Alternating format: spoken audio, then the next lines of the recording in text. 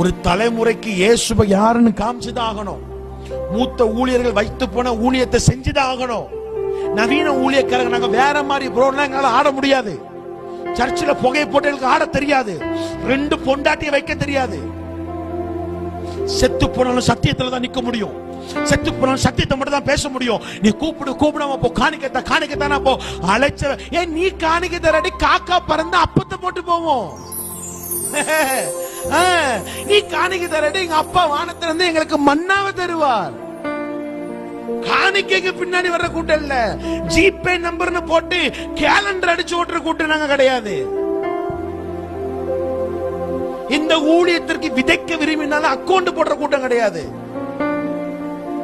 தேவனுடைய கண்ணீரை சுமக்கிற கூட்டம், தேவனுக்காக எதையாவது செய்யணும்னா வைராக்கியமா நிக்கிற ஒரு கூட்டம். விட மாட்டோம், நாங்க இனிமே விட மாட்டோம்.